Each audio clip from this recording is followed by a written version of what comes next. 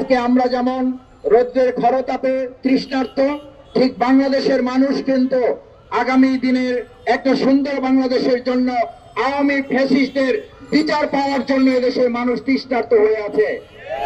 আপনারা সবাই জানেন, বাংলাদেশ জামাত ইসলামী জনগণের কল্যাণে, জনগণের দাবি আদায়ের আন্দোলনে আমরা ভূমিকা পালন করে যাচ্ছি।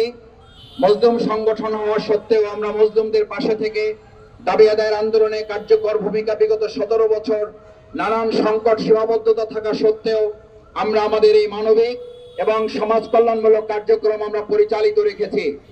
আজকে একটা সুন্দর, সুখী, সমৃদ্ধ এবং মানবিক রাষ্ট্র বিনির্মাণের জন্য বাংলাদেশ জামাত ইসলামী যে কার্যক্রম পরিচালনা করছে তারই ধারাবাহিকতায় আজকের যে তীব্র খরতাপ এবং তীব্র তাপদাহে আমাদের শ্রমিক ভাই বন্ধুদের, পথচারীদের, সম্মানিত পথযাত্রী যারা কষ্ট হচ্ছে, এই সামান্য পানি উপহার বিতরণটুকু হয়তো বড় কিছু নয়, এটি একটি কার্যকর উদ্যোগের অংশ, যাতে আমরা সবাই সকলের কষ্টে দুঃখে পাশে দাঁড়িয়ে একটা মানবিক রাষ্ট্র বিনির্মাণ করতে পারি। আজকে আমরা যেমন রৌদ্রের খরতাপে তৃষ্ণার্ত, ঠিক বাংলাদেশের মানুষ কিন্তু আগামী দিনের একটা সুন্দর বাংলাদেশের জন্য আওয়ামী ফ্যাসিস্টদের বিচার পাওয়ার জন্য এদেশের মানুষ তৃষ্ণার্ত হয়ে আছে। এদেশের মানুষ তৃষ্ণার্ত হয়ে আছে, সংস্কার করে সুন্দর একটা নির্বাচনের জন্য তৃষ্ণার্ত হয়ে আছে। আমরা পানি দিয়ে মানুষের পিপাসা নিবারণ করতে চাই, বিচার নিশ্চিত করে মানুষের বিচার পাওয়ার তৃষ্ণার আমরা নিবারণ করব ইনশাআল্লাহ। মানুষের নির্বাচনের জন্য আগ্রহ, সেই নির্বাচন বাস্তবায়নের জন্য সংস্কারের তৃষ্ণা আমরা নিবারণ করব ইনশাআল্লাহ।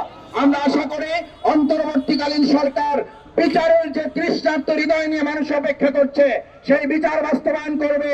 একই সাথে আমাদের এই প্রিয় মাতৃভূমি বাংলাদেশে আগামী দিনে জনগণের অংশগ্রহণমূলক, সুষ্ঠু, অবাধ, নিরপেক্ষ একটি নির্বাচনের জন্য যৌক্তিক সময়ে, আমাদের দ্রুত সময়ে সংস্কারগুলো সম্পন্ন করে আমরা আমাদের দেশকে নির্বাচনের দিকে নিয়ে যাব।